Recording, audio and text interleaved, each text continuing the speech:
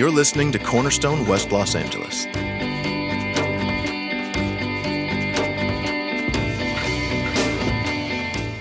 The passage for this morning is Psalm 90. If you'd like to follow along as it's read, it's on page 496 of the Red Pew Bible in front of you. It'll also be on the screen behind me. Prayer of Moses, here's what it says. Lord, you have been our dwelling place in all generations.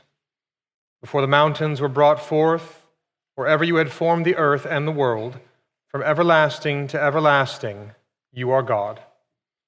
You return man to dust and say, Return, O children of man, for 1,000 years in your sight are but as yesterday when it is past, or as a watch in the night. You sweep them away as with a flood. They are like a dream, like grass that is renewed in the morning. In the morning it flourishes and is renewed. In the evening it fades and withers. For we are brought to an end by your anger.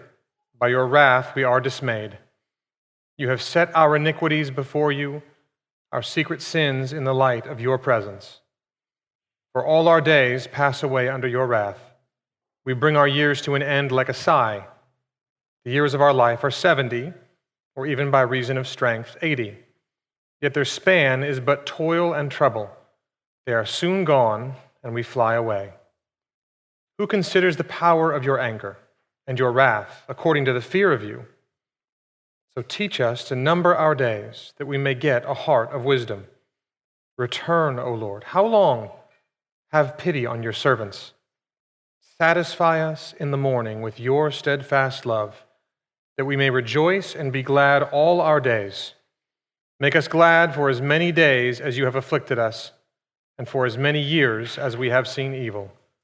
Let your work be shown to your servants, and your glorious power to their children. Let the favor of the Lord our God be upon us, and establish the work of our hands upon us. Yes, establish the work of our hands. This is the word of the Lord. Well, each week this fall, we're looking at one of the characteristics of God, what theologians call his attributes, so that we can have a better sense of what he's like, of who is this God that is there and demands our attention and our worship. And we've said along the way, one of the reasons we're doing this is because while it can feel sort of philosophical, theological, intellectual, it's actually incredibly practical. And we've given examples along the way. Let me give you one more this morning. We've said that one of the reasons that you experience bitterness, jealousy, judgmental, you feel judgmental, anxiety, you're overwhelmed, you're hopeless. One of the reasons that happens is because in that moment, you've forgotten what God is really like. Let me take one of them this morning, just anxiety. Now, what is anxiety?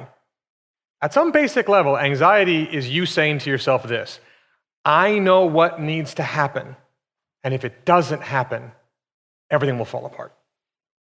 And so you can't sleep, so you're worried, so you're nervous about whether or not this thing you know needs to happen will happen. Well, let me tell you, in that moment, you are forgetting that God is omniscient and you are not. You're forgetting what God's like, that he knows all things and you don't.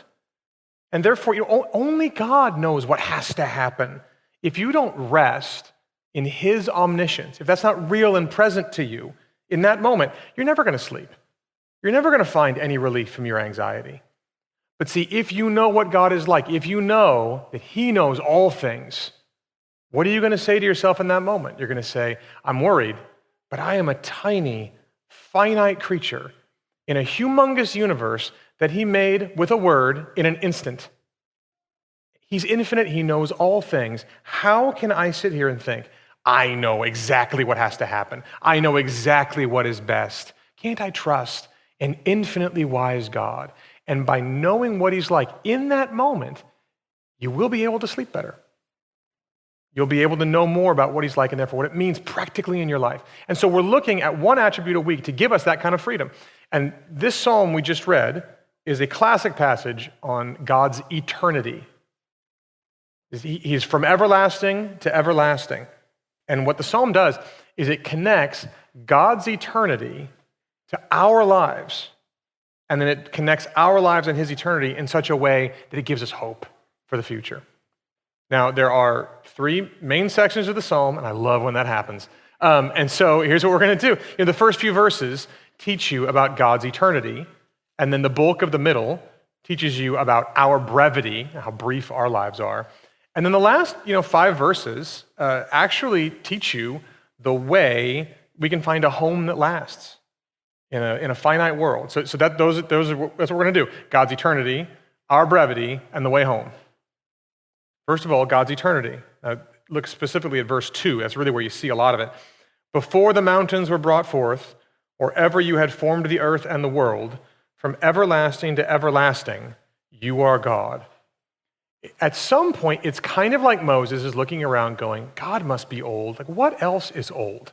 When he looks around and says, the mountains. Like, the mountains are pretty old. Then he says, but you know what's older than that? Kind of pan back. Like, the earth is older than the mountains, and maybe it's the same time for some of them, but it's kind of older than the mountains. Then, like, the world, which could very well mean like the cosmos. The universe is older still. And he goes, yeah, but even that, let me step back. From everlasting to everlasting, that's where we get a sense of what God's time is like. And so really what he's saying is that God, he's not a temporary, but an eternal God. God is infinite, not just in space, but in time. And a lot of people actually connect that phrase, you are God, at the end of verse 2, to what we saw last week. If you were here, you remember God's name that he gave to Moses was I am, a very cryptic sort of name. And people say, well, you are God, I am. They connect these things. And they, the more you stare at that name, I am, the more attributes sort of fall out of it. And one of them is his eternity, which is to say, I could stand up here and say, I am, and that would be a true statement. But it can't be my name, because if you rewind several decades, I would have to say, I will be, not I am. And if you fast forward a couple decades, I have to say, I was, not I am. And so you kind of look around and go, well, what could have the name I am then? Okay, so only a God that is from everlasting to everlasting, such that, like, rewind as far as time can go, and he is. Rewind, or fast forward as far as time can go, he is still, I am. Cycle through the centuries, you will always find him. Count up the years that he's there, and you'll lose the ability to count. You'll run out of numbers, and he'll still be there. From everlasting to everlasting. But it's even more than that, because you look down at verse 4, and it says, for God, 1,000 years are like yesterday, then like a watch in the night. Now, one way you could read this is you can kind of say, okay, it sounds like I'm getting a formula. So for every 1,000 years, that's a day to God. Sort of like dog years, but in reverse and with bigger numbers. So you go, okay, so that means that like all of human history to God is like 4.5 days. But then it goes on and says, or like a watch in the night, which is not a day, that's 4 hours long. You go, okay, so which is it?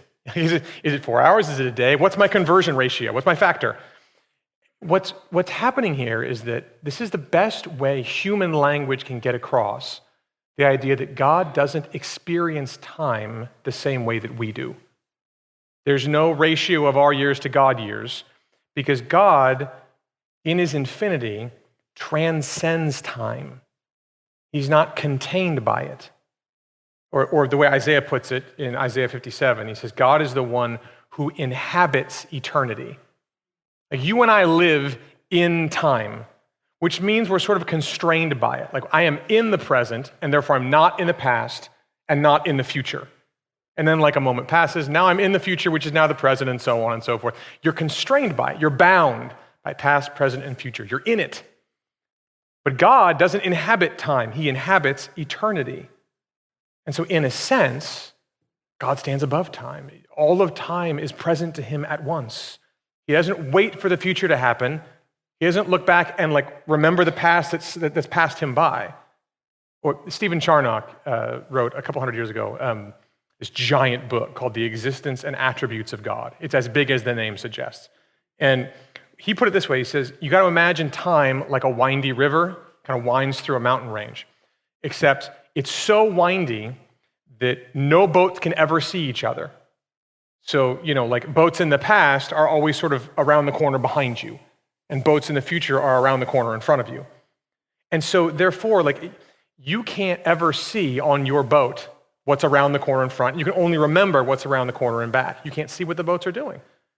But if someone was on the highest peak of the mountain, they could look down and see the whole river at once, and where each boat was and what it was doing. And that's, Charnock says, that's what God is like. He sees, by transcending time, past, present, and future, all at once. It's all present in a sense to him. And of course, immediately you have to say something like, but it's not actually like that at all. Because in infinite God, you can't use finite things to illustrate an infinite God. And God isn't sort of like way up high going like, hey guys, down in time. Like he's transcends time while yet being able to participate in it. All these sorts of things.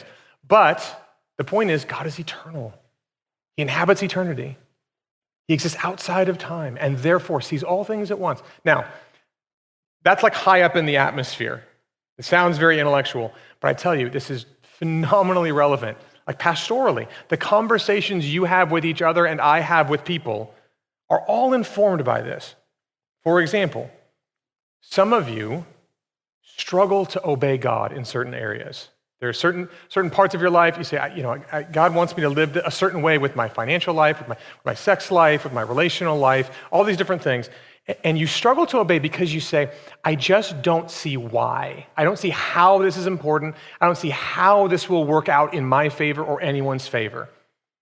And in that moment, what you need to see is his eternity. And don't you understand? He sees what's ahead of you. He sees the whole. He knows how every decision will affect every aspect of your life. You can't see around the next turn. You're on the river with only access to the present moment and a few you can remember from behind you. How can you not listen to someone who sees the whole? How can you not want to obey someone who can see all of time in an instant? You see, here's another one. Some people will say things like, my life was going well, I was on track, and then I made some bad decisions, or some other people made some bad decisions, and now I'm off track. I'm on plan B, or whatever other letter of the alphabet you feel like you're on. I'm not on plan A anymore. I've fallen onto a secondary track in my life.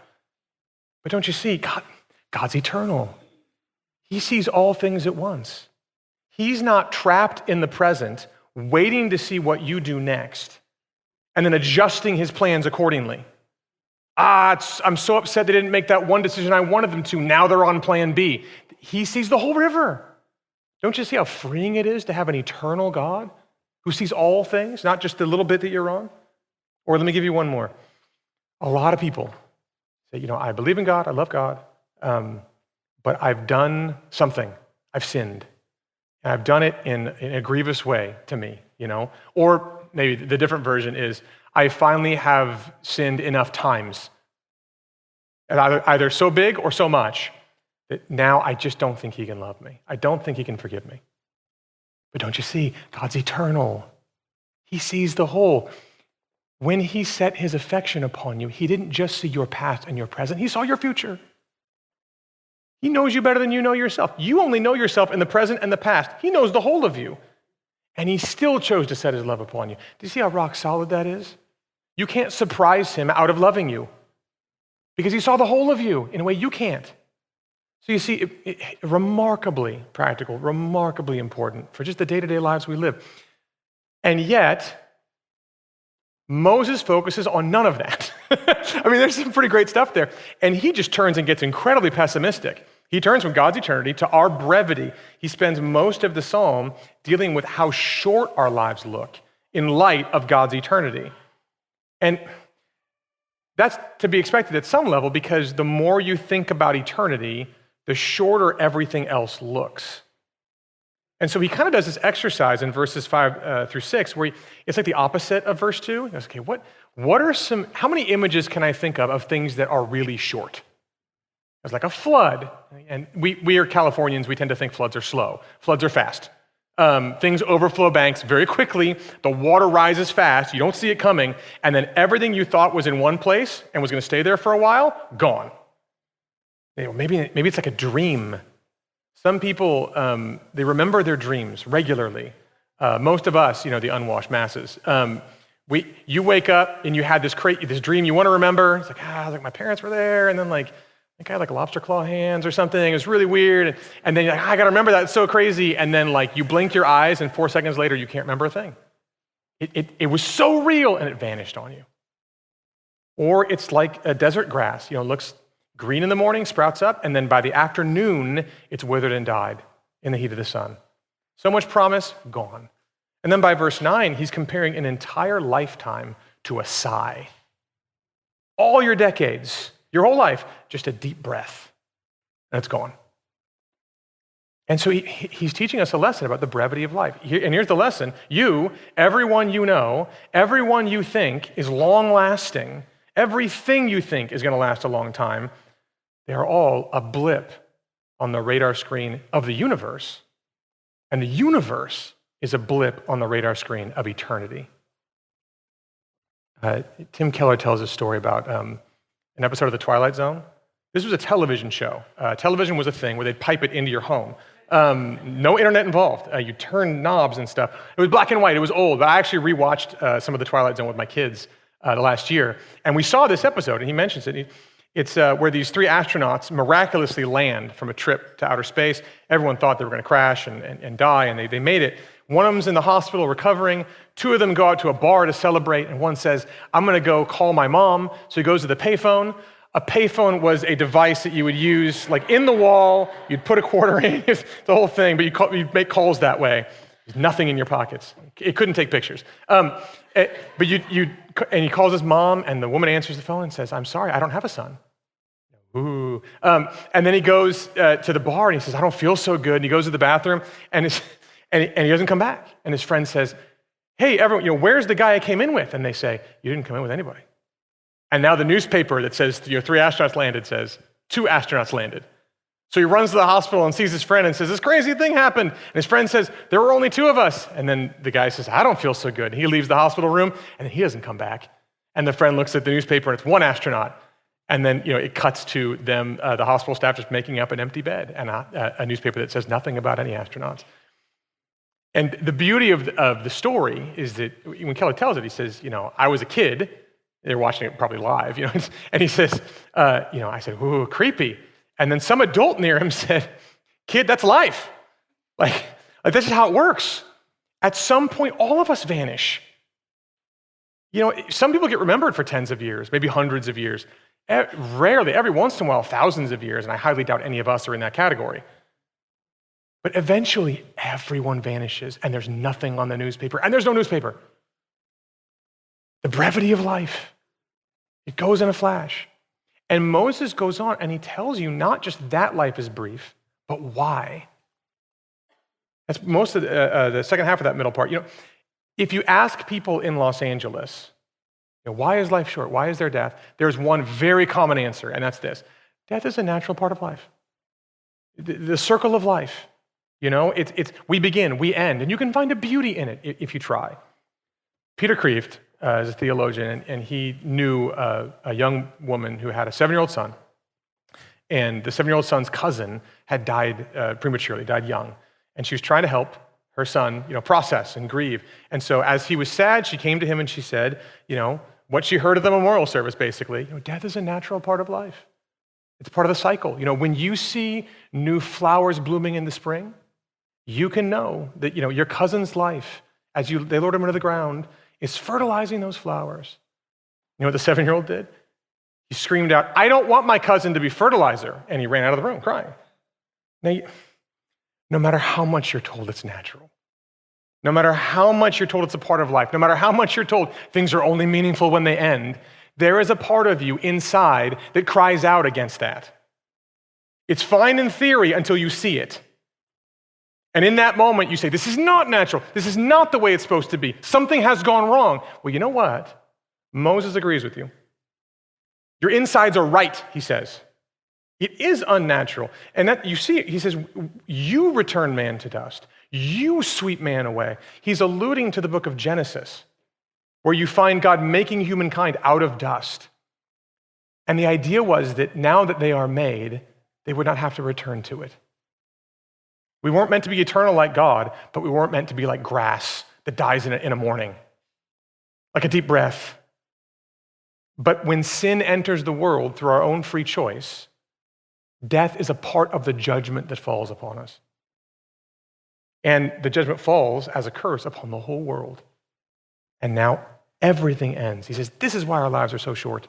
This is why everything ends. It's God's judgment. We're brought to an end by his anger, by his wrath. Our iniquities are before him, our secret sins. And, we're going to talk more about this in a few weeks. We'll talk about God's justice, so we can be briefer here. But what's happening is this idea that God's infinite holiness and righteousness is incompatible with sin. And therefore, you find verses in the Bible like Habakkuk 1:13. He is of purer eyes than to see evil and cannot look at wrong. Now, we've got to be careful with language, like what we find in the psalm, anger, wrath. God does not get angry the way we get angry. He doesn't fly off the handle. He doesn't hold a grudge. He's not burning in the bosom the way that we do when we get really angry. But we have to similarly be careful that we don't start thinking his judgment is therefore not real. Judgment and justice is the necessary reaction to sin on the part of a holy God. You're cooking, you're boiling some water or something on the stove. It's very hot, and a little drop of water hops off the pot you're using and it hops onto the stove. What happens? Psst, right? That is the necessary reaction of the heat of the stove when it comes in contact with that water. Well, judgment is the necessary reaction of an infinitely holy God in the presence of sin. That's what's happening. And so now, therefore, because of sin, nothing here lasts. Everything ends. And notice that Moses really wants you to think about this and meditate. It's a lot of psalm dedicated to saying, did you know that life is short and you're going to die? Which is sort of strange. What are the two certainties in life? Death and taxes. In other words, you have never gone to someone and said, did you know that everyone dies? And they look back at you and they say, this is the first time hearing of this. I have to reevaluate my whole life now. No, everyone knows. Intellectually, everyone knows this is true. But Moses says, you need to be taught to number your days. You need to consider it. You need to meditate on it. You need to get metaphors for it. There's an old story about a lumberjack who comes into this field of trees to clear the field, got an axe, and he goes to, get that first tree. He looks up and he sees a bird making a nest in the tree. He's like, well, I'm not heartless. So he kind of turns the axe around to the blunt side and kind of bangs the tree a bunch to get the bird to fly away and go somewhere else. And after, a little bit of effort and some sweat, the bird finally gets the hint and goes to the next tree. It's like, okay. So he goes over to the next tree and bangs that tree. And it happens 3 or 4 times until finally the bird flies off to the cleft of sort of the rock on a mountainside and says, I guess I'm building my nest over here. And the point of this lumberjack was simply to the bird, look, all of these trees are coming down, not just one of them. So you can't build a home here anywhere. And that's exactly what Moses is saying here. Why do you need to meditate? Why do you need to think about the brevity of your life? Because all these trees are coming down. All of them are coming down. You need to get shaken up so you don't build a life on a tree that's coming down, and that doesn't come naturally to us. Ernest Becker wrote a book called The Denial of Death, like decades ago. And the major point of the book was that he says our entire society, all of our goals, all of our dreams, all of our achievements and accomplishments, all of them are really just a defense mechanism against the fact that we're going to die. He says we do the best we can to deny the reality of death by putting our hopes in things that sort of appear to us like they're going to last, even though we know better intellectually. In other words, why are you so busy? Everyone in LA is busy. Why are you busy? Is it because there's so many important things to do? Or at some level is part of it a defense mechanism against having to sit alone and think about how short your life is, how short everything is, how all the trees are coming down? Ernest Becker says, whatever you build your life on that's coming down, he calls it an immortality project. Because everyone's got one. Some of us have several. There's an interview in the LA Times some years ago with a young woman, up-and-coming TV writer and producer. She had 2 kids, clearly very successful, and she's being interviewed in the Times, And she says in the interview, I do still have that middle-of-the-night phrase, it's not enough, always in my head. Life isn't adding up to enough. I'm not doing enough. Or if I died tomorrow, did any of it matter enough? Now look, she's got the things we all want, she has. Success, notoriety, approval, money, family. She has all of it. And yet, immortality projects galore. She's building her home on these things. And yet, what's happening? Every once in a while, in the middle of the night, she's thinking to herself, but all these trees come down. All of them come down. We are radically impermanent, incredibly transient. Every tree is coming down. And so what Moses says is you got to meditate. Where are you building your life? Have you asked yourself if it will last? The brevity of life. You have to think about it, he says. And God's eternity helps you think about it. But he doesn't end there. He actually shows you a way home. Now, a lot of times you come see preachers and we do this thing where we say, up until this week, I had no idea this was in this passage, but then I saw it and it's just amazing. It blew my mind. And most of the time, I think they're exaggerating a little. They're trying to make, you should see it. It's wonderful. I want you to see it too. And yet I think they saw it. I think they saw it already. Maybe saw it more. This is the time I'm going to tell you, I think that happened this week. So with all that qualifying, I'm not lying. Because I read the Psalms pretty regularly, and I've read Psalm 90 a bunch, and it is always kind of a downer psalm for me. It doesn't end with hope. It ends with establish the work of our hands. And I'm like, I guess I want some stuff that I do to last, sort of, and just kind of like, let's go to Psalm 91. That's just way more encouraging, And yet, when you look at this psalm, it is incredibly hopeful at the end. You just got to be taught to see it. Now, in verse 1, he says, Lord, you are our dwelling place through all generations. And then, verse 12 and following, he's saying, teach us to number our days so we can get a heart of wisdom. Now, what's going on here? Derek Kidner is one of the commentators on this psalm, and he says, God's eternity is the answer, not just the antithesis, to our homelessness and our brevity of life. The antithesis, or the answer, not just the antithesis to our homelessness and brevity of life. What he's saying is, Moses isn't just telling you, God is eternal, and so look how short your life is. Antithesis. He says, Moses is saying, God is the answer we need to the problem of the brevity of our lives. What we need, Moses is saying, is a home, a dwelling place that's on a rock that won't come down one day.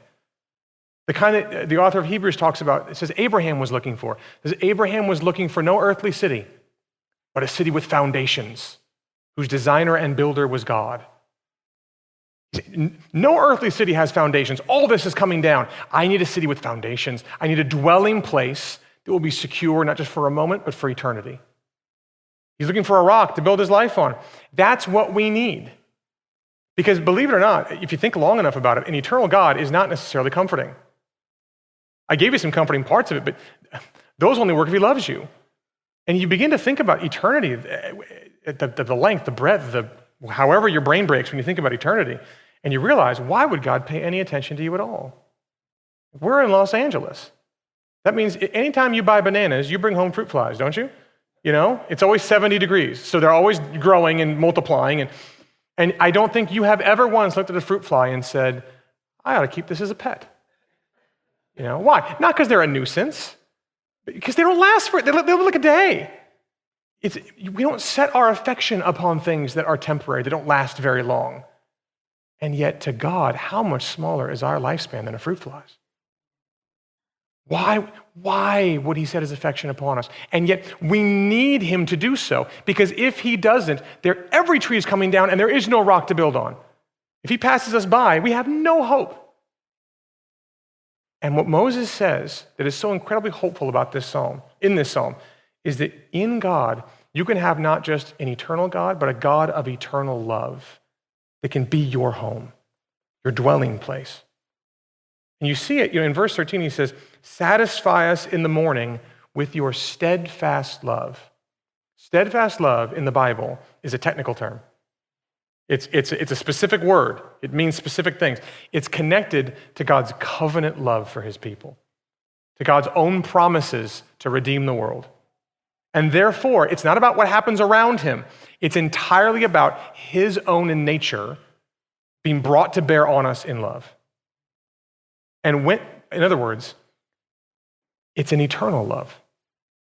It's the kind of love that's steadfast. It lasts. And so the eternal God has an eternal love that Moses appeals to that can make him your dwelling place that'll never come down. That's the kind of love, he says, that can satisfy you, not just for a moment, but forever. And understand then everything that follows, what Moses is praying for. Look at what he does next. In verse 5, he said, our lives were like a morning that vanishes by the afternoon. But then here, he says, satisfy us in the morning with love that never vanishes. Therefore, a new kind of morning, a new kind of lifetime. Or he says, make us glad for as many days as we've been afflicted. Well, earlier in the psalm, didn't he say that our entire span was toil and trouble? Therefore, what he's asking for is not like just a few good years after a few bad years. He's asking for a whole new life, a whole new lifetime of joy. And then he says, let your work be shown to your servants and your power to their children. Let the favor of an eternal God be upon us, he says. Martin Luther said, favor here means, as it were, a flood of grace to replace the flood that sweeps our life away. And then he says, establish the work of our hands. Make what we do matter. Make it last. Let it never come down. And one commentator summed it all up and he said, Moses here is asking for some future morning that would dawn so brightly that it would replace our days of suffering with not a temporary, but an eternal day of joy. Moses is praying for a way home. And he held out hope for it. Like Abraham, looking for a city with foundations. He held out hope, and we know what it is.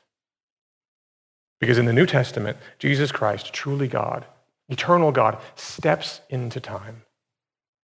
From everlasting to everlasting, gave himself a birthday, a starting point. And then he gave himself an end point. He stepped into time, and then he stepped into death, where he himself would take our place and take the wrath of God and experience the judgment himself. He didn't just step into one death, he stepped into death itself. He didn't have sin to pay for, he took our own. And that makes you read the psalm very differently now, because that means he was brought to an end by God's anger. He was swept away and dismayed by his wrath.